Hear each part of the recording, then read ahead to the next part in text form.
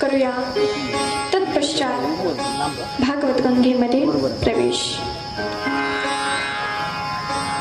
राधे कृष्णा राधे कृष्णा कृष्णा कृष्णा राधे राधे राधे श्याम राधे श्यामा श्याम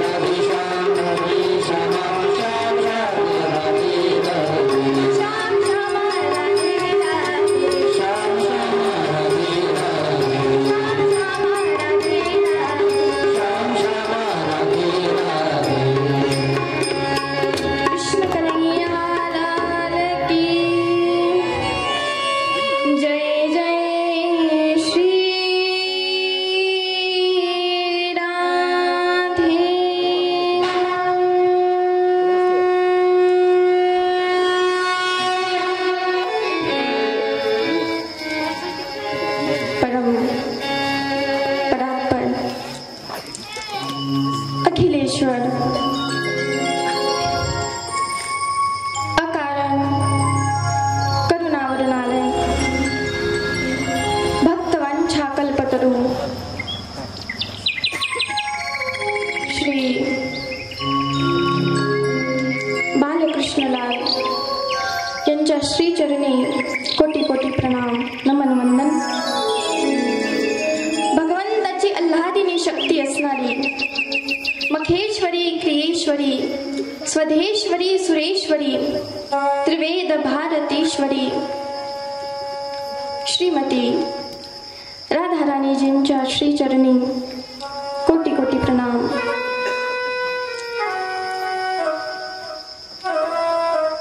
तुम्ही सर्व भक्तवृंद, माईबाप मंडळी, सर्वांच्या हृदयामध्ये विराजमान त्या पांडुरंग तत्वाला कोटी कोटी नमन वंदन.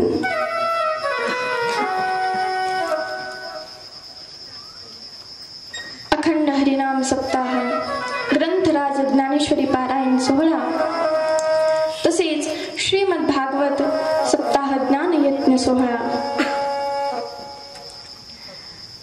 आज या ज्ञान यज्ञाचा 6वा दिवस.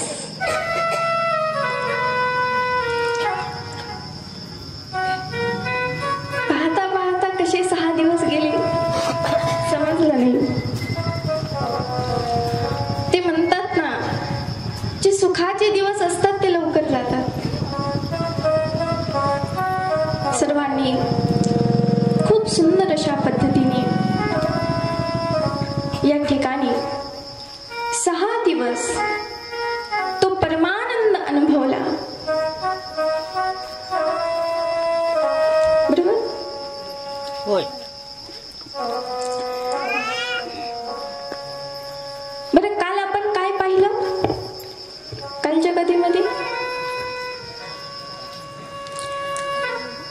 सर्वांनी लालाचं आगमन केलं आणि लालाच्या ज्या काही बाललीला आहेत त्याचं श्रवण केलं. कशा प्रकारे भगवान परमात्मा त्या ठिकाणी गोकुळामध्ये आनंद सर्वांना देत आहे, त्या आनंदाचा अनुभव आपण सर्वांनी केला. कथा ही श्रवण करण्यासारखी गोष्ट नाहीये, कथा अनुभव करण्याची गोष्ट आहे. जो काही गोकुळामध्ये आनंद, तो कथेच्या माध्यमातून आपण अनुभव करायचाय. आणि जेव्हा आपण तो आनंद प्रत्यक्षामध्ये या ठिकाणी, तिने यम वाङ्मयी मूर्ती म्हणून तर म्हटलंय,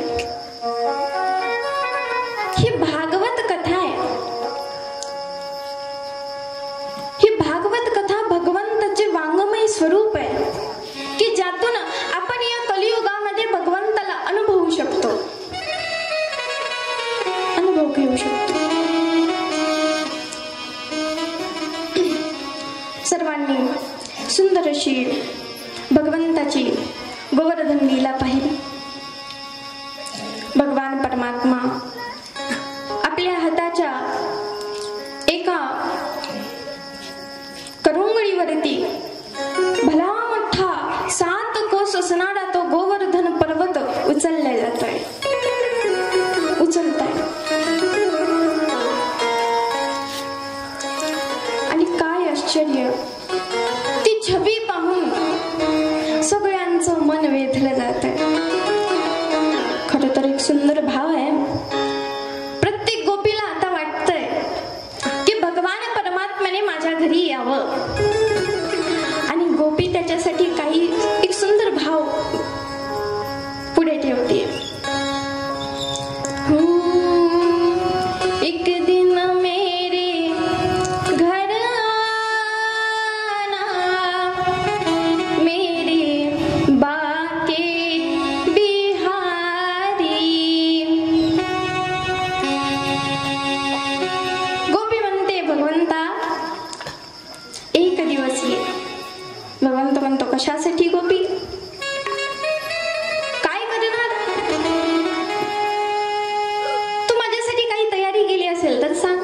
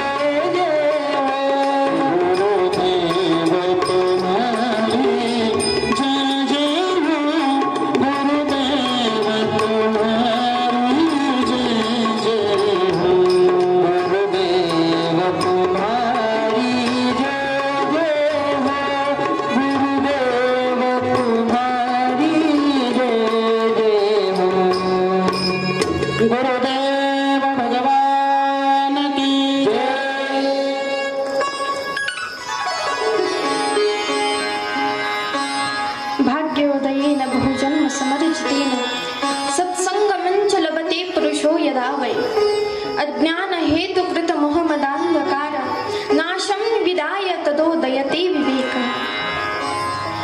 अज्ञानरूपी अंधकारातून जे ज्ञानरूपी प्रकाशाकडे नेतात ते गुरुदेव असतात. आणि असे हरिभक्तपरायण खंडागळे महाराज आणि हरिभक्तपरायण संस्कार महाराज खंडागळे या ठिकाणी कथेसाठी उपस्थित आहेत. खरं तर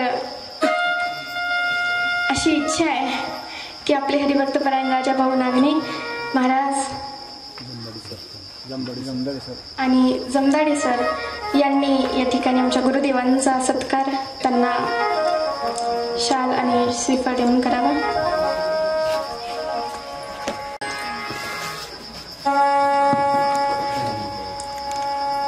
गुरुदेव दया करके मुझको अपना लेना.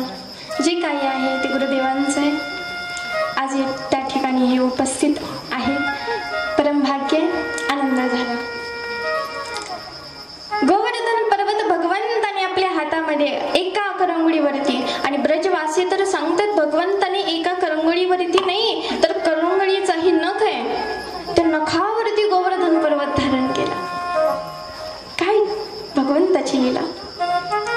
खरं तर भगवान परमात्म्याने आपल्याला या ठिकाणी सूचना दिली आहे. कशा प्रकारे संकेत करतायत भगवान परमात्मा. आपणही कुठे ना कुठे तरी माया देवीची पूजा करतो. जसं ब्रजवासी इंद्राची पूजा करतायत तसं आपणही कुठे ना कुठे तरी माया देवीला पूजतोय आणि माया देवीला भगवंताकडे मागतोय. काय करतो आपण. कोणीतरी सांगितलं की नाही तू या ठिकाणी जा या देवाला देवाची पूजा कर तुझं हे मनोरथ पूर्ण होईल. गेला. किंवा भगवंताकडे मागता नाही संसारिक गोष्टी मागतो. ज्या क्षणिक गोष्टी आहेत त्या मागतो. ज्या की आपल्याला संसार बंधनामध्ये बांधून ठेवणार आहेत. ज्या भगवंताकडे जाण्यापासून रोखतायत. अशा गोष्टींची याचना ज्यावेळेस हा जीव करतो त्यावेळेस भगवान परमात्मा सांगतायत. जसं भगवान परमात्मा गीतेमध्ये सांगतात सर्व धर्मान परित्यज्य माम एकम शरणं व्रज. सर्व धर्मांचा परित्याग करा आणि फक्त मला शरण या. कारण ज्यावेळेस भगवान परमात्म्याला शरण जातात त्यावेळेस तर भगवान परमात्मा त्यांचं दुःख हरण करतो. एवढा मोठा भगवंताने गोवर्धन पर्वत उचलला. काय नाही करू शकत भगवान भक्तासाठी. महाभारताचं युद्ध घोषित झालं आणि महाभारताच्या युद्ध घोषित झाल्यानंतर पांडवांनी आपल्या आपल्या परीने सर्व राजांना आपल्याकडे करून घेतलं. कौरवांनी आपल्या आपल्या परीने जे काही राजे असतील त्यांना आपले भगवान परमात्मा विश्रांती घेत आहेत. अर्जुन जातो आणि भगवंताचे चरण दाबत असतो. भगवान परमात्मा उठतात आणि उठल्यानंतर म्हणतात अर्जुन तुम कब आए. प्रभु अभी आया. सोचा आप विश्राम कर रहे हैं तो आपके चरण दबा दूं. वाह प्रसन्न. मागून दुर्योधन म्हणतो भगवंता मैं भी आया हूं. अच्छा तुम कब आए. दुर्योधनाला विचारतात तू कधी आलास. दुर्योधन म्हणतो भगवंता मी अर्जुनाच्याही पहिल्यांदा आलोय. माझा ऐकून घ्या. भगवंत सांगते मला माहिती तुम्ही कोणत्या इच्छेने आला पण त्या अगोदर माझी एक शर्त आहे ती ऐकून घ्या. काय. युद्धभूमीमध्ये मी एके ठिकाणी असेल आणि दुसरीकडे माझी नारायणी सेना असेल. ज्या ठिकाणी मी असेल मी हातामध्ये शस्त्र अस्त्र काही धरणार नाही. काहीच नाही. आणि ज्या ठिकाणी माझी नारायणी सेना असेल ती मात्र शस्त्र अस्त्रांनी सुसज्जित आहे. मग तुम्ही दोघं आहे, तुम्ही आपापसामध्ये विचार करून सांगा कोणाला काय पाहिजे. दुर्योधन म्हणतो, जर आपण नारायण घेतले तर नारायणाचा काही उपयोग नाही. हा असाही हातामध्ये शस्त्रास्त्र धरणार नाही, याचा काय उपयोग. त्यापेक्षा जर नारायणी सेना आपण घेतली आपलं बळ वाढेल. असा विचार करून दुर्योधन म्हणतो, देवा. भगवंत म्हणतात, तू थांब दुर्योधन, आधी मी अर्जुनाला विचारतो. अर्जुन, बताओ तुम्हें क्या चाहिए, नारायण चाहिए कि नारायणी सेना चाहिए. भगवंताला दुर्योधन म्हणतो, भगवंत हा तर अन्याय आहे. सगळ्यात पहिले मी तुम्हाला भेटायला आलो म्हटल्यानंतर तुम्ही मला पहिल्यांदा विचारायला पाहिजे. दुर्योधनाला भय वाटलं. दुर्योधनाने विचार केला की हा अर्जुन आता नारायणी सेना मागेल, आपला पत्ता काय, हा नारायण घेऊन आपण काय करणार आहे.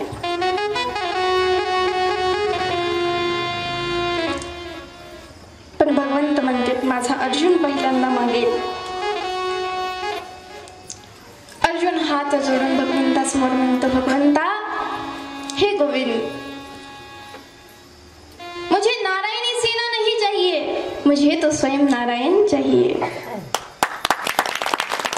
नारायणी सेना घेऊन मी काय करू, मी फक्त माझ्या नारायणीच्या अपेक्षेने आलोय, मला फक्त नारायण पाहिजे. तुम्ही मला नारायणी सेना नाही, दुर्योधनाला नारायणी सेना देऊन टाका. दुर्योधनाने विचार केला, बरं झालं सुंठी वाचून खोकला. नारायण ठीक आहे. दुर्योधन म्हणतो, ठीक आहे भगवंता, जशी माझ्या अनुजची इच्छा, जशी माझ्या भ्राताची इच्छा, त्याला जर नारायण पाहिजे असेल तर घेऊ दे त्याला नारायण, मी घेतो नारायणी सेना. पण मनामध्ये काय चालूय, बरं झालं. पण आता मला सांगा, ज्याच्याकडे नारायण होता तो जिंकला की ज्याच्याकडे नारायणी सेना होती तो जिंकला. बघता बघता मला 6 दिवस झाले. आपण थोडं तरी प्रतिसाद दिला पाहिजे की नाही, हो की नाही. मला नारायणी सेना जिंकली, बोला बोला. ज्याच्याकडे नारायण होता तो जिंकला. भगवान परमात्मा सांगतोय, फक्त ग्रहण करण्याची देरी आहे. तुमचं योगक्षेम सगळं काही मी वाहन करेल. मागे पुढे उभा राही संभाळीत, आलिया अगाध निवारावे. भगवान परमात्मा ज्याच्याकरिता काहीही करायला तयार आहे, काहीही. निर्वाणी गोविंद असे मागे पुढे, निर्वाणी गोविंद असे मागे पुढे.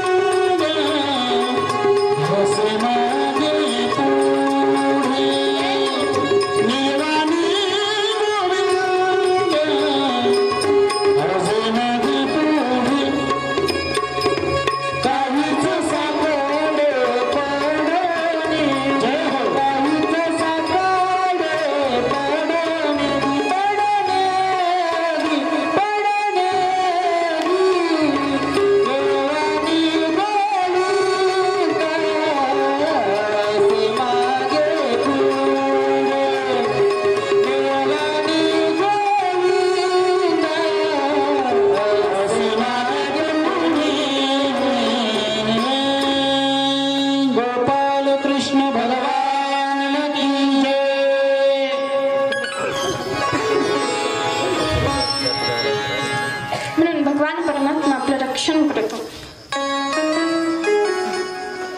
पुढे आपल्याला महारासमध्ये प्रवेश करायचा आहे. तत्पश्चात कथेच्या शेवटी आपण कशा प्रकारे रुक्मिणी माता आणि भगवान श्रीकृष्णाचा विवाह होणार आहे तो पाहणार आहे. काही शेषलीला आहेत भगवान परमात्म्याच्या, त्याचा आपण सर्वांनी सुंदर अशा प्रकारे श्रवण करूया. इतक्या सुंदर अशा प्रकारे भगवान परमात्मा लीला करत आहे. इतक्या सुंदर अशा प्रकारे एके दिवशी काय झालं, भगवान परमात्म्याने विचार केला, गोप गोपांना जवळ केलं आणि गोप गोपांना म्हणतोय, गोपाळांनो चला आता आपण लग्न खेळू. काय खेळू? लग्न खेळू. असं म्हटल्यानंतर गोपाळ म्हणतायत, कन्हैया सगळं ठीक आहे पण घोडा कुठून आणायचा? लग्न नवरदेवाला जाण्याकरिता घोडा लागतो की नाही? आपल्या इकडे घोड्यावरती जातात ना. पण लग्न करण्यासाठी लग्नामध्ये घोडा लागतो कन्हैया. बरे नवरदेव, कन्हैया म्हणतो तुम्हाला एवढा मोठा नवरदेव दिसत नाही का? एवढा मोठा नवरदेव तुमच्या समोर सुसज्ज आहे. आता फक्त घोड्याची व्यवस्था तुम्ही करा. बालगोपाळ जातात, घोडा तर मिळत नाही. पण ते खच्चर असतं ना, त्याला काय म्हणतात महाराज? खेचर म्हणतात ना. ते तेवढं मिळतं कुठून तरी, ते घेऊन येतात आणि कन्हैया महाराज त्याच्यावरती आरूढ होतात. बाळगोपाळ शेजारी वाजवत चाललेत आणि कन्हैयाची जी बारात आहे ती चालली गावातून. गावामध्ये आली. वरात गावामध्ये आल्यानंतर पाहतात तर काय, खरी एक वरात गावातून चालली होती. आता यांची वरात या खरी वरातीमध्ये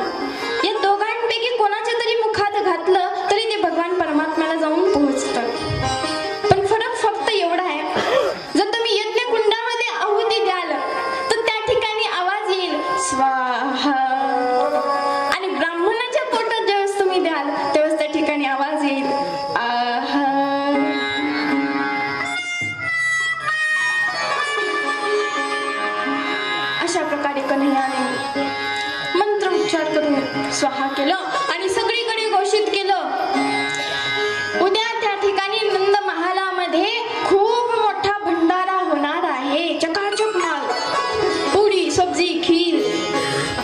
वृंदावन धामामध्ये हेच चालतं महाराज. खूप मोठे मोठे भंडारे, खूप मोठाले भंडारे.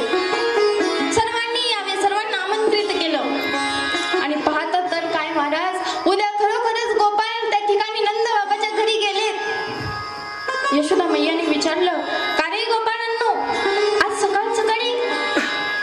गोपाळ म्हणतात, माता, काल यज्ञ झाला आणि कन्हैयाने सांगितलंय की आज महाभोग आहे, भंडार आहे, खूप मोठा भंडार आहे आणि म्हणून त्या ठिकाणी आलोय. माता कन्हैयाला बोलवते. कन्हैया म्हणतो, अरे गोपाळांनो, यज्ञ खोटा, ब्राह्मण खोटा, तर मग भंडाराही खोटा. तुम्ही असं माना की या ठिकाणी खूप मोठा भंडारा झाला, खूप पोट भरून तुम्ही जेवण केलं आणि खूप चकाचक दक्षिणाही तुम्हाला मिळाली, जावं घरी. गोपाळ म्हणते, अरे अरे कन्हैया, यज्ञाचं तर ठीक आहे, पण भंडाऱ्याचं तरी. यशोदा माता खूप प्रेमाने सांगते, काही काळजी करू नका, मी तुम्हाला जेवण बनवते, थोडा वेळ थांबा.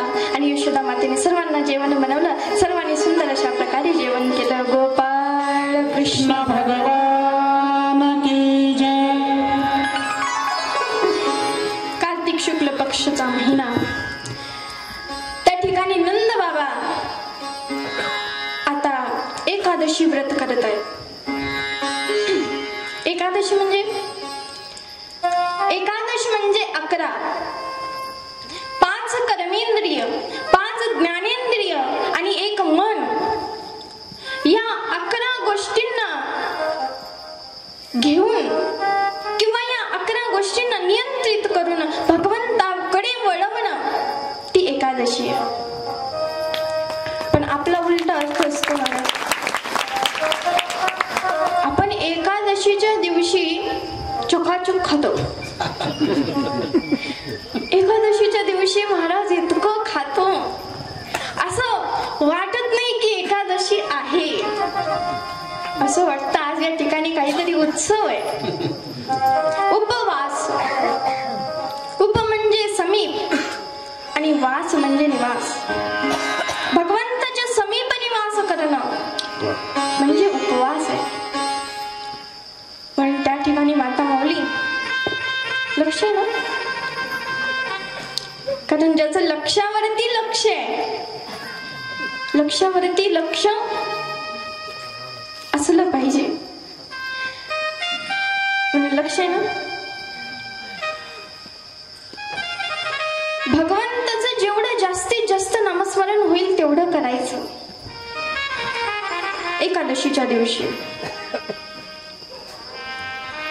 एकादशीचं व्रत केलं आणि तेही कसं केलं, निर्जल, जल पिलं नाही, असं निर्जल असं व्रत एकादशीचं नंद बाबांनी केलं. आणि रात्री 12 वाजता आता भूक लागली म्हणून नदीमध्ये स्नान करण्याकरिता नंद बाबा गेले. 12 वाजता असुरी बेल असते, त्यामुळे नदीमध्ये स्नान करायचं नसतं. आणि महाराज 12 वाजता नंद बाबा नदीमध्ये स्नान करण्याकरिता गेले. आणि जे वरुण देवतेचे जे पार्षद होते, त्या वरुण देवतेच्या पार्षदांनी नंद बाबाला यमुना डोहामध्ये ओढलं आणि त्या ठिकाणी वरुण लोकामध्ये घेऊन गेले. गोपाळांनी पाहिलं नंद बाबांना डोहामध्ये ओढण्यात आलं. त्या ठिकाणी नंद बाबा त्या ठिकाणी डोहामध्ये पूर्णतः गेले. ओरडत ओरडत कन्हैयाकडे आले. अरे कन्हैया, कन्हैया कहाँ हो? वरुण कोई तो अपने नंद बाबा को लेकर के डोह में चला गया. नंद बाबा पात्र में चले गए हैं. चलो कन्हैया, जल्दी से चलो, जल्दी से चलो. कन्हैया त्या ठिकाणी पळत येतोय आणि नदीच्या डोहामध्ये भगवंताने उडी घेतली आणि वरुण लोकांमध्ये गेले. त्या ठिकाणी पाहतात तर काय, नंद बाबाला वरुण पाशामध्ये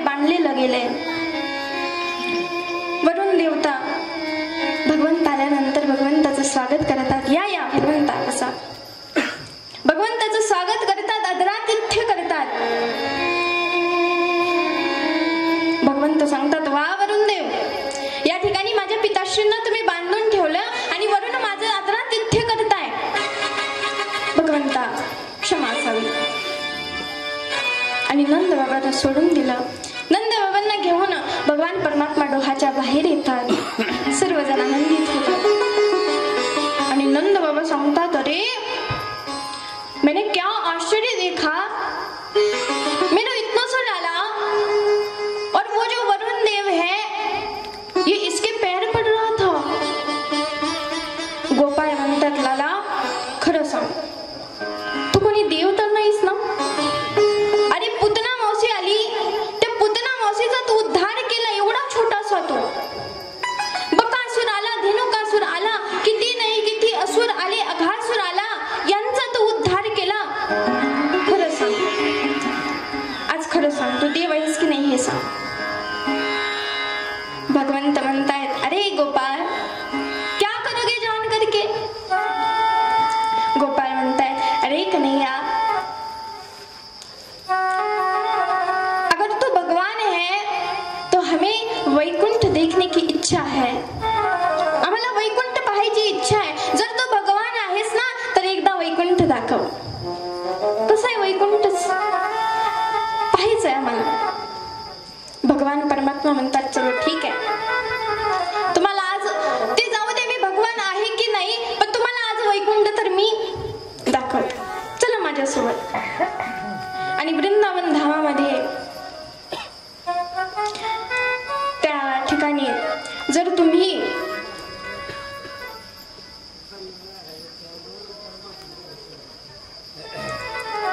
रंगली मंदिर म्हणून आहे, सोन्याच्या खांबाचं मंदिर त्या ठिकाणी म्हटलं जातं.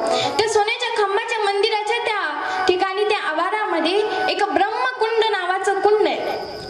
त्या ठिकाणी भगवान परमात्मा त्यांना घेऊन जातात. आणि त्या ठिकाणी गेल्यानंतर सर्वांना सांगतात, या डोहामध्ये उड्या टाका. सर्वजण त्या कुंडामध्ये उड्या टाकतात. आणि उड्या टाकल्यानंतर काय आश्चर्य, महाराज वैकुंठामध्ये जातात सर्व बाळगोपाळ. गेल्यानंतर पाहतात तर काय, सगळ्यांचे 4-4 हात, 2 तर कोणाचे नव्हते. पाहिल्यानंतर आश्चर्य, अरे बापरे.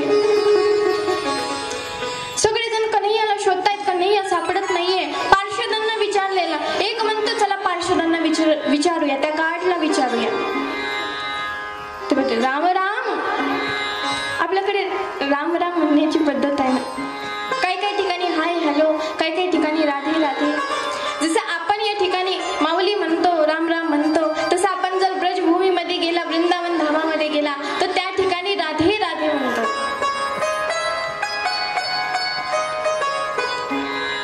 राम राम, हमारे कन्हैया को देखा. ते पार्षद म्हणतात, चुप, वैकुंठामध्ये आलाय ना, आवाज नका करू, शांतता राखा. पार्षद असं म्हणल्यानंतर ब्रजवासी घाबरतात. सगळीकडे कन्हैयाला शोधतात, कन्हैया काही सापडत नाही. एक ब्रजवासी म्हणतो, अरे अरे उधर देखो लाला, लाला के जैसे कोई दिख रहा है. एक म्हणतो, अरे काय सांगतोय, 100 फण्याच्या नागावरती बसलेला आहे. 100 फण्याच्या? अरे हा, आपला लाला बसू शकेल का? अरे काय सांगतो, लाला बसायचं काय, लालाने तर आपल्या नृत्य केले ना कालिया का नागावरती. मग हे काम लालासाठी काय थोडं कमी आहे का? लाला सारखा दिसतोय, चला लालाला भेटायला जाऊया म्हणून समोर जाण्याचा प्रयत्न करतात. परत पार्षद अडवतात, थांबा, तुम्हाला दिसत नाही ते ब्रह्मा नारदजी सनकादिक सर्वजण लाईननी लागले, तुम्हालाही त्या ठिकाणी लाईननी लागावं लागेल, मग भगवान परमात्म्याचं दर्शन तुम्हाला मिळेल. असं तसं नाही मिळणार. परत घाबरते आणि कन्हैयाला पुकारते, कन्हैया पाहिलं रे तुझं वैकुंठ, आता बोलवून घे वृंदावन धामामध्ये. या वैकुंठामध्ये काही सुख नाही. जसं असं मनामध्ये विचार करतात तसं त्या डोहातून वरती निघतात आणि पाहतात तर काय, कन्हैया समोर उभा आहे.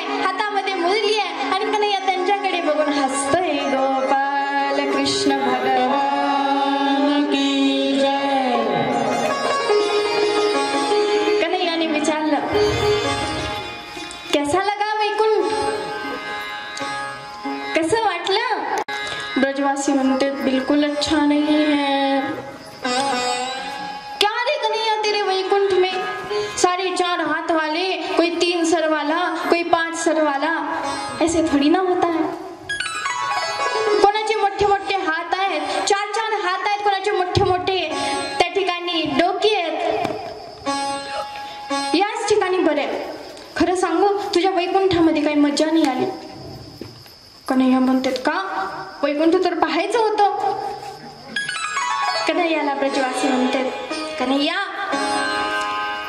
वैकुंठामध्ये तर सगळ्यांची खूप मस्ती आहे रे, परंतु त्या ठिकाणी तुझं दर्शन नाहीये ना. तुझ्या दर्शनासाठी तर लांबून लाईन आहे. पण या ठिकाणी हे बघ, तुला आम्ही किती सुंदर अशा प्रकारे मिठी मारू शकतो, तुझ्यासोबत खेळू शकतो, किती सुंदर अशा प्रकारे तुझ्यासोबत नाचू बागडू शकतो. तसं त्या ठिकाणी काहीच नाहीये. बरं, वैकुंठ म्हणजे काय आहे? वैकुंठ हे भगवंताचं ऑफिस आहे. जर तुम्ही एखाद्या मोठ्या अधिकाऱ्याला आपल्याला जर भेटायचं असेल त्याच्या ऑफिस मध्ये, तर तो कसा असेल? एकदम सुटाबुटामध्ये टाईट, हो की नाही? इकडची तिकडची गोष्टी आपण त्याला करू शकत नाही, कारण तो ऑफिस मध्ये. पण तोच व्यक्ती ज्यावेळेस आपल्या गावामध्ये येतो, घरामध्ये येतो, आणि आपण जर त्याचे पाहुणे असो तर आपण त्याच्याशी सहज बोलू शकतो, गप्पा मारू शकतो, त्याच्याशी विनोद करू शकतो, कारण तो त्या ठिकाणी घरामध्ये येतो. तसं वैकुंठ धाम हे भगवंताचं ऑफिस आहे आणि वृंदावन धाम हे भगवंताचं घर आहे. म्हणून त्या ठिकाणी सहज सुलभ भगवान परमात्मा प्रत्येकाला प्राप्त होतोय आणि त्यामध्ये सर्वांना आनंद वाटतोय.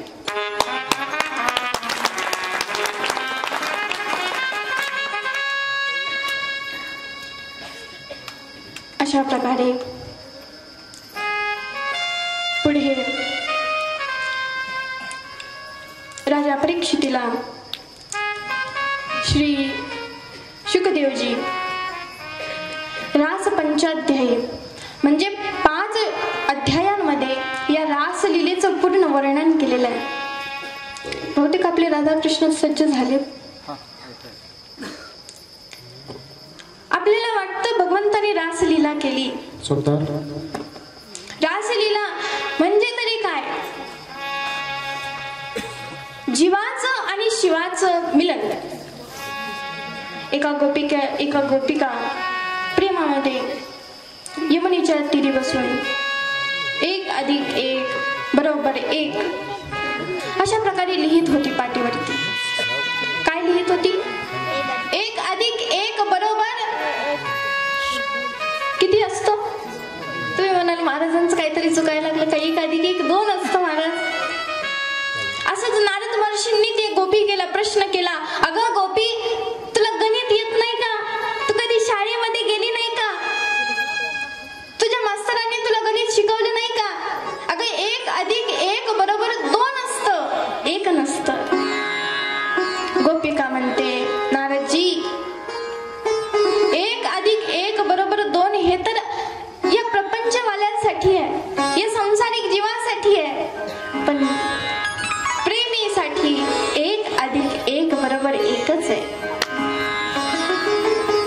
तो प्रेम भाव आहे ज्यामध्ये जीवाचं आणि शिवाचं ऐक्य होत आहे. गोपाल कृष्ण भगवान की जय.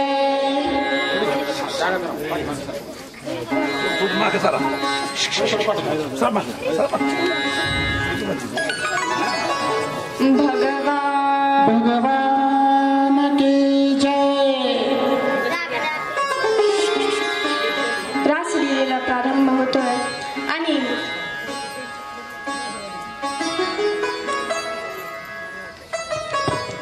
भगवान परमात्मा आपली सुंदर मधुर अशी वेणू वाजवतोय. इतकी सुंदर ती वेणू आहे. त्या वेणूला ऐकून सगळ्या गोपिका आज त्या ठिकाणी मोहित झालेत. सगळ्या गोपिका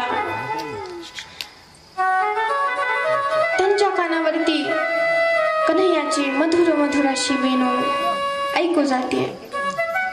सर्वजण कामामध्ये व्यस्त आहे. कोणी पतीची सेवा करते, कोणी पुत्राची सेवा करते, कोणी आपलं काम करते. आणि जशी ती मधुर अशी वेणू त्या गोपिकांच्या कानावरती पडते, सगळं काही काम त्या ठिकाणी गोपिका सोडून देत आहेत आणि त्या वेणूच्या मागे मागे मागे मागे त्या ठिकाणी भगवंताच्या ठिकाणी जात आहेत. हरी तुझ्या मुरलीच्या पायी मन मोहिले रे, मन मोहिले रे, मन मोहिले रे, मन मोहिले रे. हरी तुझ्या मुरलीच्या पायी रे, जय हो. हरी तुझ्या मुरलीच्या पायी रे, छोट्या छोट्या मुली ज्या आहेत त्या मुलींना मन मोहिले रे, मन मोहिले, मन मोहिले रे, मन मोहिले. गाईचे वासरू म्हशीला सोडले, गाईचे वासरू म्हशीला सोडले, म्हशीचे वासरू गाईला सोडले, म्हशीचे वासरू गाईला सोडले. बैलाची धार कशी काढू रे, मन मोहिले रे, मन मोहिले रे, मन मोहिले रे, मन मोहिले रे, मन मोहिले रे, मन मोहिले, मन मोहिले रे, मन मोहिले. ओ देवानी बनी मी दिवानी बनी, देवानी बनी मी दिवानी बनी, मुरली की नाद दीवानी बनी गौरम, मुरली की नाद दीवानी बनी, दीवानी बनी मैं दीवानी बनी, दीवानी बनी मैं दीवानी बनी, मुरली की नाद दीवानी बनी गौरम, मुरली की नाद दीवानी बनी गौरम, मुरली की नाद दीवानी बनी. आहार सावरिया कैसी वाजवी वाजवी मुरली, आहार सावरिया कैसी वाजवी वाजवी मुरली, आहार सावरिया कैसी वाजवी वाजवी मुरली, आहार सावरिया कैसी वाजवी वाजवी मुरली. काही गवळणी असतील, छोट्या छोट्या मुली या ना, मुलांना त्यांच्या बाजूने आहे ना फेर धरायला मुली पाहिजे. थांबा, म्हणजे आता लगेच नाही, महाराजांनी वर्णन केलं ना, रासलीलेला सुरुवात झाल्यानंतर या, थोडा वेळ थांबा. गोपाल कृष्ण भगवान की जय. सर्व काही हातातलं काम सोडताय. लहान मुलगा आहे, त्याला घास भरवताय. जशा प्रकारे ध्वनी आला, त्या घास त्या ठिकाणी सोडला आणि गोपिका त्या ठिकाणी त्या वेणूच्या मागे मागे मागे मागे जात आहे. इतकी सुंदर भगवंत आज वेणू वाजवत आहे. त्याने मोहित होऊन सगळ्या गोपिका येत आहेत.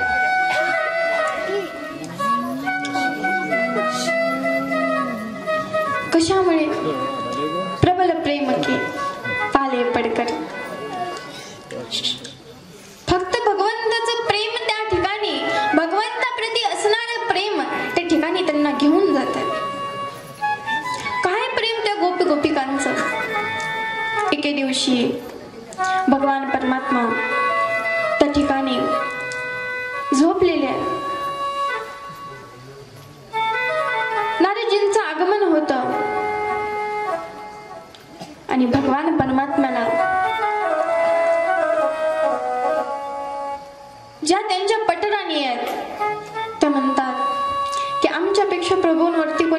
करू शकत नाही अभिमानाने की आमच्यापेक्षा कोणी भगवंतावरती प्रेम करू शकत नाही. पण भगवान परमात्मा एक लीला करतात. भगवान परमात्मा नारदजींना सांगतात, नारदजी आज माझं थोडस डोकं दुखतंय. नारदजी सांगतात, देवा डोकं दुखते म्हणल्यानंतर काहीतरी मलम वगैरे आणून देऊ? नाही नाही नारदजी, हे डोकं असं तसं नाही थांबणार, कोणताही मलम याला उपयोगी नाही. फक्त एक काम करा. म्हणले, काय प्रभू? जो कोणी माझी प्रेमिका असेल, कोणी माझ्यावरती जीवापाड प्रेम करत असेल, त्या प्रेमिकेच्या चरणाची रज, त्या प्रेमिकेच्या चरणाची धूल आणा आणि ती जर मी माझ्या डोक्याला लावली तर माझं डोकं शांत होईल.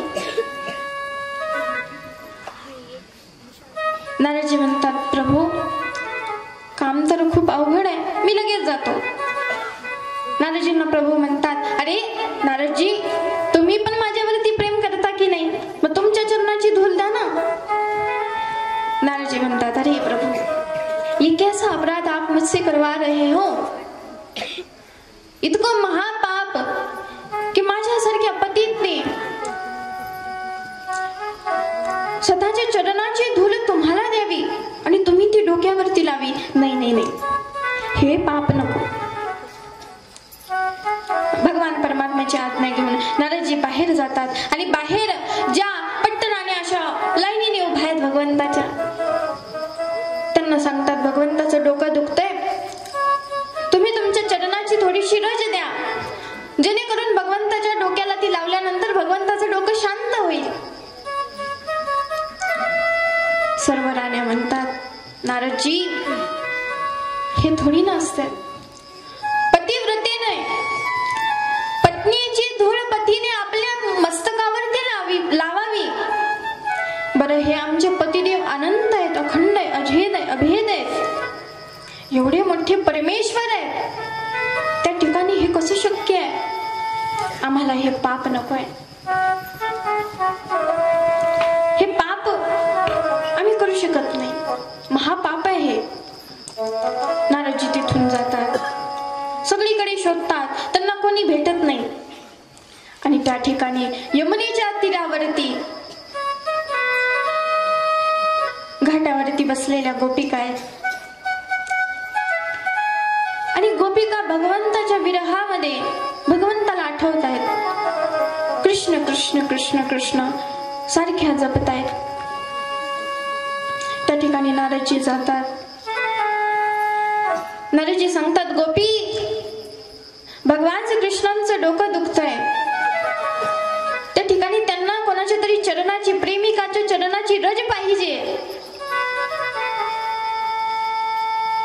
गोपिका क्षणाचाही विचार न करता राधाराणीजीच्या चरणाची रज, राधाराणीजी भगवंता, राधाराणीजी स्वतःच्या चरणाची रज त्या ठिकाणी झोळीमध्ये टाकतायत. ललिता टाकतीये, विशाखा टाकतीये आणि नारदजींना सांगतायत, नारदजी क्षणाचाही विलंब करू नका, तुरंत जाऊन त्या ठिकाणी गोविंदाच्या माथ्यावरती ही रज लावा. गोविंदाला मी दुःखामध्ये पाहू शकत नाही. नारदजी विचार करतात. नारदजी त्या गोपिकांना म्हणतात, तुम्हाला एकदाही असं वाटलं नाही का की हे पाप आहे? अरे आपल्या चरणाची रज तुम्ही भगवंताच्या डोक्याला लावायसाठी देताय. एकदाही विचार नाही आला की या पापाचं प्रायश्चित्त काय असेल किंवा या पापाचा परिणाम काय होईल? गोपिका सांगतात, नारदजी आम्ही असे हजारो पाप आमच्या कानासाठी करायला तयार आहे. अशा हजारो पापांचं प्रायश्चित्त आम्ही माझ्या कानासाठी भोगायला तयार आहे. बस माझा काना आनंदित असला पाहिजे, आनंदित असला पाहिजे. हेच तर प्रेम आहे. प्रबल प्रेम के पाले पडकर. प्रेमामध्ये अपेक्षा नसते.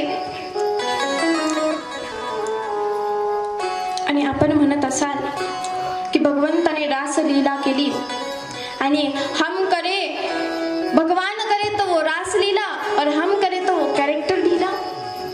अशी बरेच लोकांची मनशा असते. परंतु भगवंत रासलीला केली, पण त्या ठिकाणी गोपी आणि कृष्ण हे वेगळे तत्व नाहीत. गोपी आणि कृष्ण एक तत्व आहे. जर एक तत्व असेल तर त्या ठिकाणी काम भाव उत्पन्न होऊ शकत नाही. एकच तत्व आहे ते. सुंदर अशा प्रकारे रासलीलेसाठी त्या ठिकाणी सर्व गोपिका जमा झालेत. पहिल्यांदा तर महाराज भगवान परमात्मा येतो म्हणतो, स्वागत स्वागत स्वागत. सगळ्या गोपिका अशा समोर उभ्या आहेत. आणि खरं सांगू महाराज, या ठिकाणी भगवान परमात्मा एकच पुरुष आहे.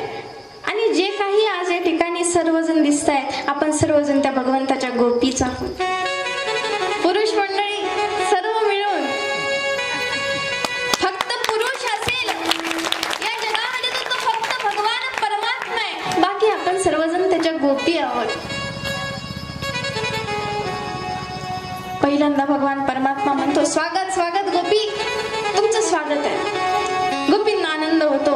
आणि परत क्षणार्धात भगवान परमात्मा म्हणतो, कसंही ना झालं, एवढ्या रात्रीचं तर कोणी बाहेर पडू नये. आता मात्र गोपींना खूप राग येतो. अरे कान्हा, हम तेरे लिए आए हैं, तेरी मुरली की धुन सुनकर हम आए हैं, और अब तुम कह रहे हो कि क्यों आए हो, चले जाओ. गुस्सा होते गोपी, नाराज होते. भगवंताला सांगते, भगवंता मला सांग, एखादा पती आपल्या पत्नीला बाहेर चाललाय, काही दिवसासाठी गावी चाललाय, पत्नीला करमत नाही. आणि म्हणल्यानंतर पती काय करतो, तर आपला एक फोटो आहे, तो फोटो पत्नीला देतो आणि सांगतो, मी जोपर्यंत नाही माझ्या अनुपस्थितीमध्ये तू या फोटोचं दर्शन करत जा, म्हणजे तुला करमेल. बघा बरं,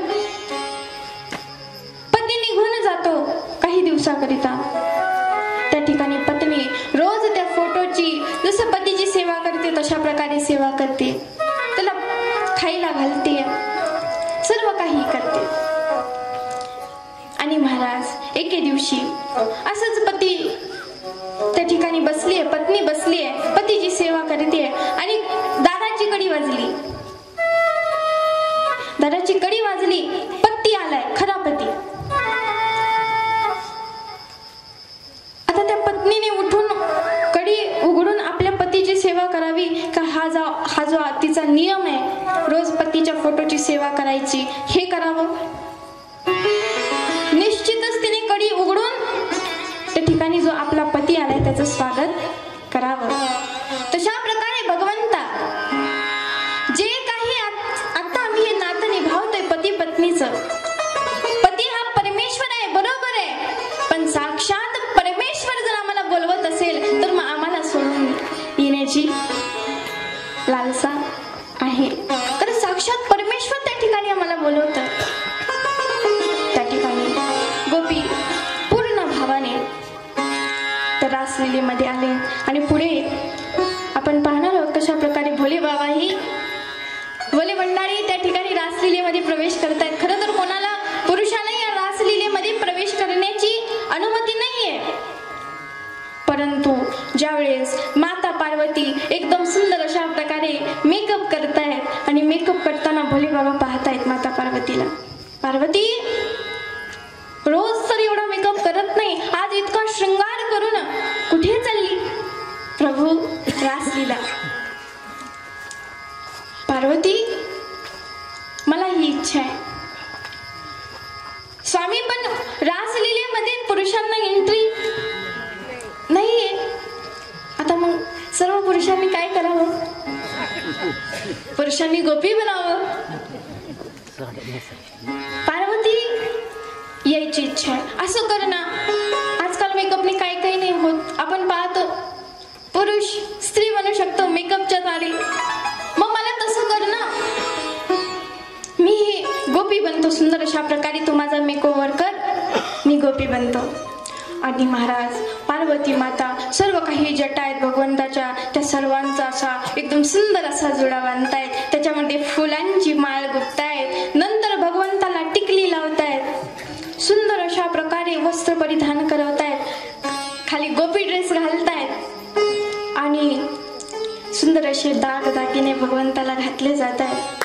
एकदम सुंदर असा ते गोपीचा वेश आहे. परंतु एक मिस्टेक आहे, भोले बाबाची मिशीच काढली नाहीये. पार्वती माता म्हणते, स्वामी मिशी काढावी लागेल, नाहीतर भगवान परमात्मा समजेल, त्याला समजेल की तुम्ही कोण आहे, गोपी नाही गोप आहे. भगवान परमात्मा म्हणतात, भोले बाबा म्हणतात, नाही नाही पार्वती, खबरदार, लग्नाच्या वेळी सुद्धा मिशी काढली नाही मी आणि आता काढत नसतो. मग पर्याय काय करायचं? पार्वती मातेने सांगितलं, बरं असं करा, तुम्ही पूर्ण असं घुंगट घ्या, पदर पूर्ण असं डोक्यावरून पूर्ण तुमचं तोंड झाकून या, म्हणजे भगवंताला समजणार नाही की तुम्ही कोण आहात, तुमची मिशी दिसणार नाही, त्यामुळे समजणार नाही. झालं. भगवान परमात्मा आज सुंदर अशा गोपीचा वेश धारण करून त्या ठिकाणी रासलीलेमध्ये सहभागी होत आहे. एक बार बोले भंडारी, एक बार बोले भंडारी, बन के ब्रज की नारी गोकुल में आ गए, गोकुल में आ गए, गोकुल में आ गए.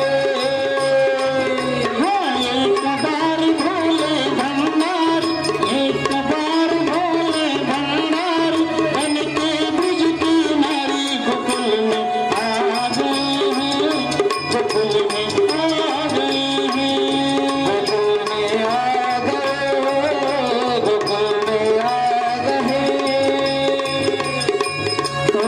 मोर भोले स्वामी, कैसे जाऊं तुम्हें रास में,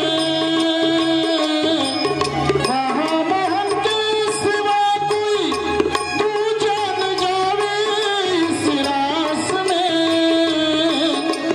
हंसी करेंगी ब्रज की नारी, हंसी करेंगी ब्रज की नारी, कौन बात हमारी गोकुल में आ गए हैं, गोकुल में आ गए हैं, गोकुल में आ गए, गोकुल में आ गए.